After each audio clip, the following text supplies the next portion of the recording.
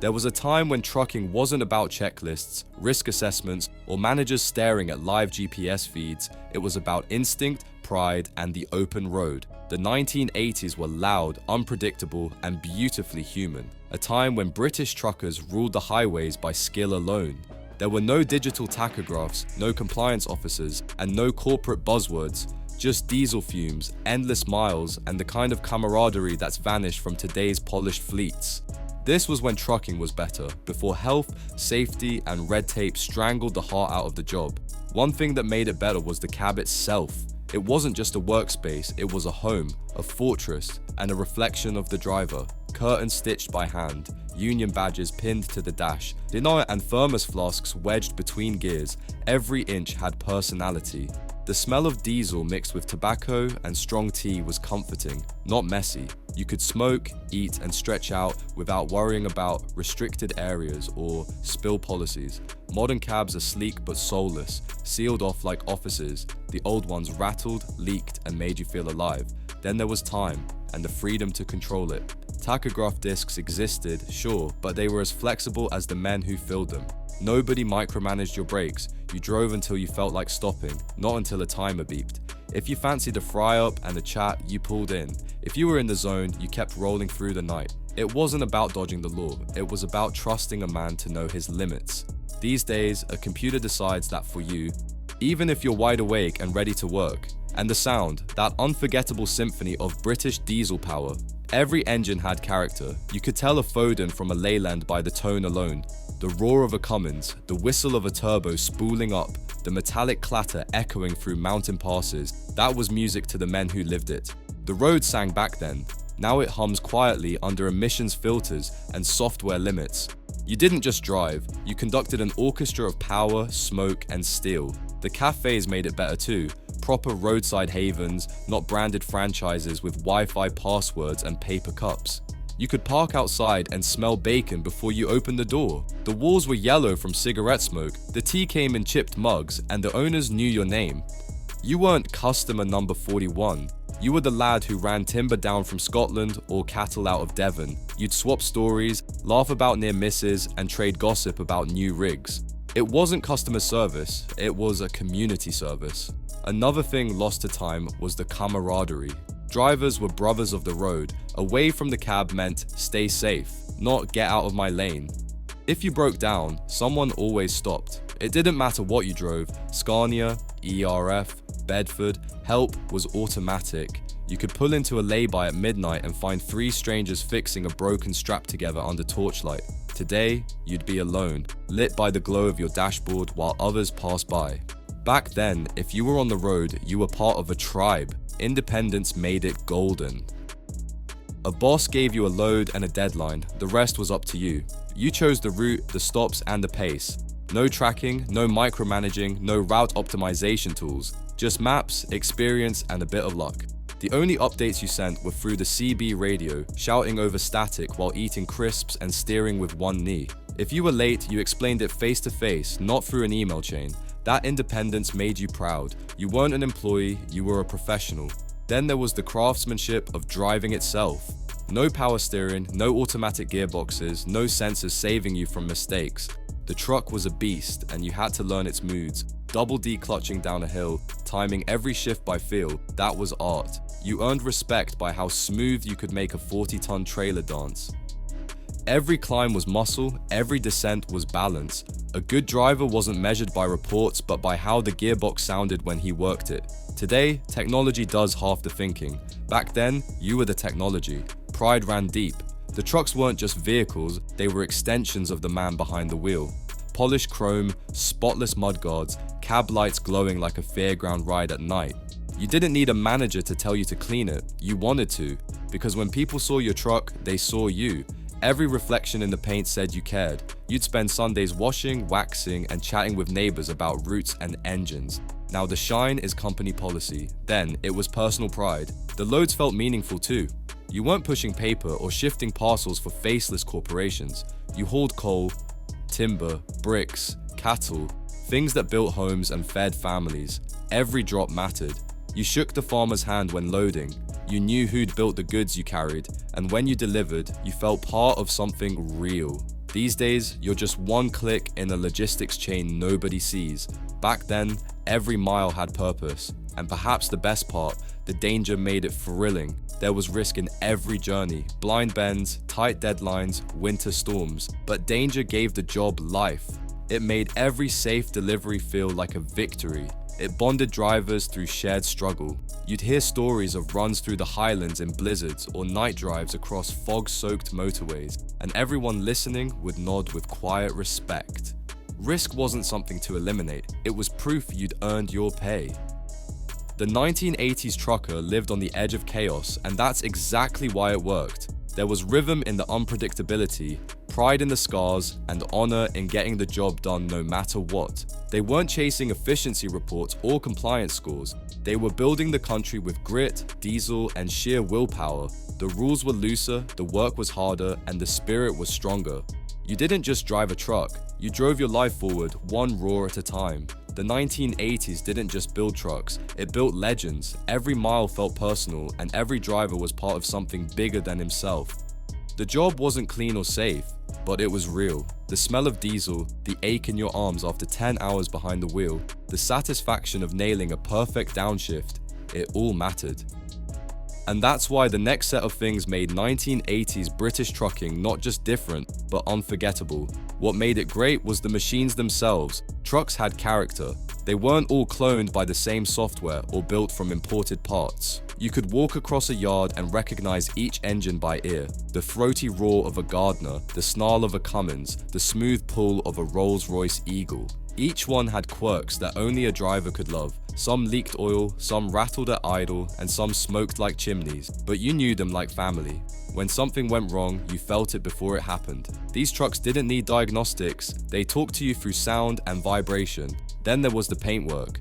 Before fleets became uniform, drivers and small firms gave their lorries personality. Custom stripes, hand-lettered logos, pinstriped flourishes on cabs and trailers. Every truck was a rolling signature. A stow bar or an ERF wasn't just another lorry, it was a statement. The pride wasn't about vanity, it was about identity. Seeing your truck gleaming under the depot lights after a wash was like seeing your name written across the sky. Today, everything's white, grey, and corporate. Efficient but empty. CB radio culture was the heartbeat of the road. Long before mobile phones, it was how drivers stayed connected. A lifeline, a comedy show, and a support network rolled into one. You'd hear voices from miles away, cracking jokes, warning of speed traps, or chatting through the night to stay awake. There was language to it, a code only drivers knew. Handles replaced names, and friendships were built through static. It made the long nights less lonely and turned the road into one big, rumbling community. One thing that defined the decade was the pride in the badge. Men were loyal to their trucks like soldiers to their regiments. You'd hear heated debates in cafes about whether Scania or Foden built the better machine. Some swore by the reliability of Volvo, others said nothing could touch a Leyland's pull. The arguments never ended, but that's what made it brilliant. There was personality in the job. Today, a truck's just a number in a fleet. Back then, it was a badge of honor. The pay packets were rough, but they felt fair. Overtime was proper overtime, and a long run meant a good week's wage. You were paid for graft, not by algorithm. Every penny was earned through miles, weather, and sweat. The best drivers could make serious money by taking extra runs or risky hauls, and they wore that pride on their sleeves. Payday wasn't about bills and deductions, it was about freedom. Filling your wallet with proof you'd worked harder than most men ever would. Freedom of the routes was another thing lost to time. GPS didn't tell you which way to go, you decided. Paper maps creased and taped from years of use sat beside you, scribbled with shortcuts and cafe notes. Detours were adventures, not violations. You learned Britain by sight and smell, every climb, every bend, every stretch of the M1 memorized. Getting lost wasn't failure, it was experience, and when you found a faster way, you shared it over the CB like a secret treasure. Another thing that made it better was the lack of constant supervision. There weren't managers checking your location every 5 minutes or data dashboards analyzing your performance. You were trusted to deliver. Nobody cared if you took a nap in the middle of a field or stopped for a chat by a river. As long as the load arrived, you'd done your job. That trust made men take pride in doing it right. Responsibility wasn't tracked, it was earned. The roads themselves were part of the magic. They were rough, narrow, and unpredictable, but they gave character to the job. You'd crawl through old industrial towns, weave through village lanes, and thunder down A roads lined with hedgerows. Every stretch had its own rhythm. The rumble of tires on cobbles, the echo of tunnels, the hum of a night convoy.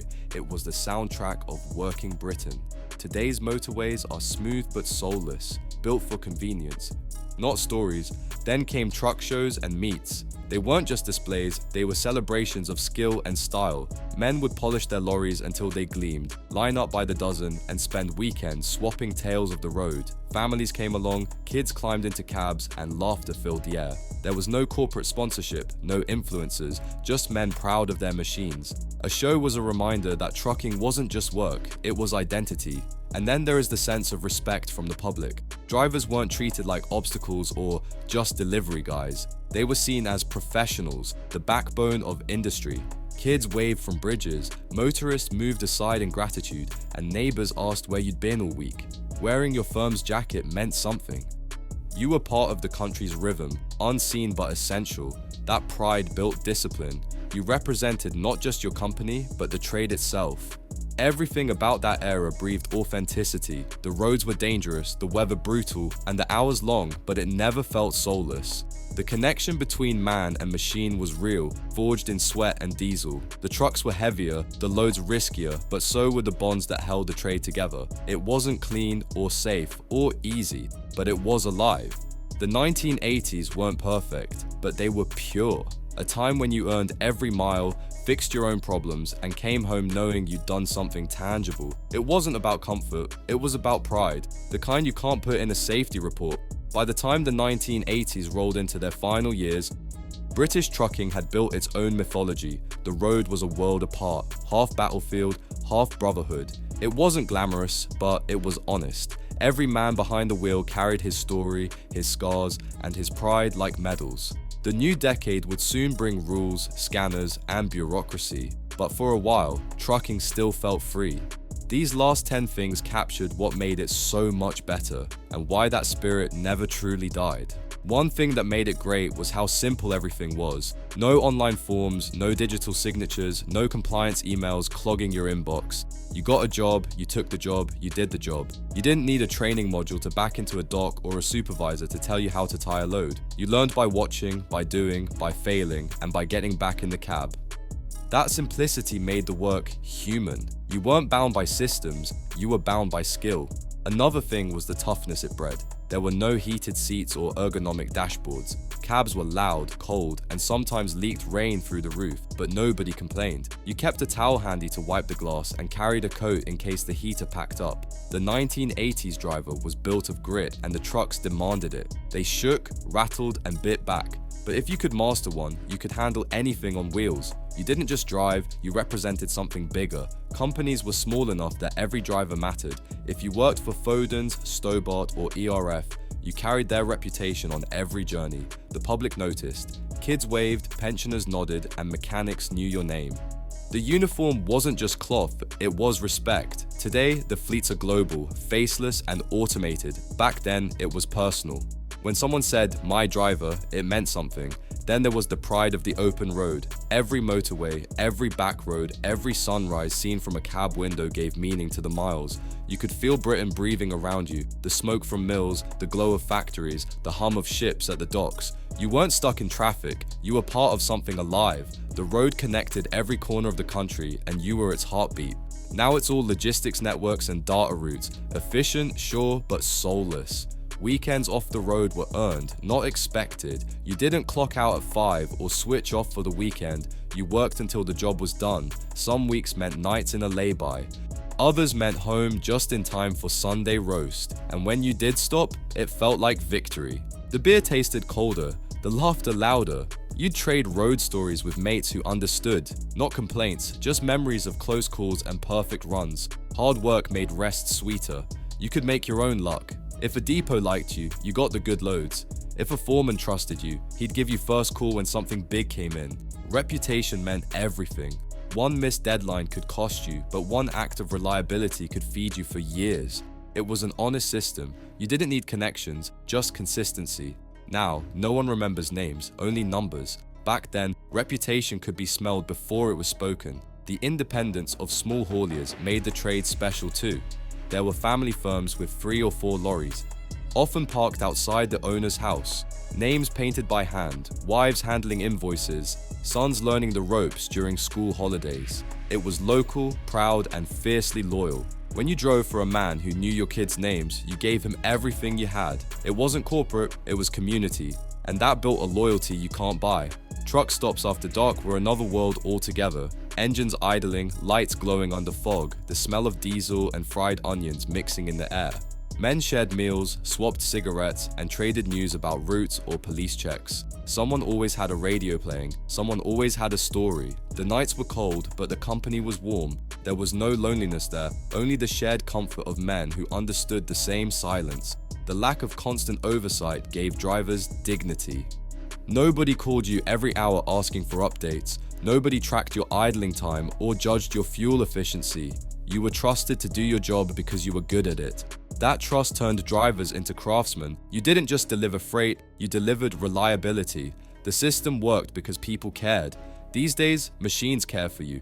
Back then, the only thing keeping you honest was your name. And finally, there was pride in simply being a trucker. You didn't have to explain yourself. Everyone knew what it meant. It meant long nights, long miles, and a backbone made of iron. You weren't doing it for fame or comfort. You did it because it felt right, because the road made sense when nothing else did. The world saw you as a worker. Your fellow drivers saw you as a brother. That respect can't be legislated, and no modern policy can recreate it. The 1980s trucking world wasn't safe, easy, or clean. It was messy, raw, and full of noise, and that's why it worked. The drivers weren't perfect, but they were proud. They didn't drive to please insurance companies or tick boxes. They drove because the road was theirs. Today, everything is quieter, safer, and more efficient, but with every rule added, a little soul was taken away. Those who lived it still talk about that decade with a glint in their eye, because they know they were part of something we'll never see again. The roar of the engines, the friendships built over tea at midnight, the miles that tested your will, it all mattered. The 1980s made trucking human. It was a trade of sweat and pride, not software and schedules. Every man who drove through those years didn't just haul goods, he hauled history.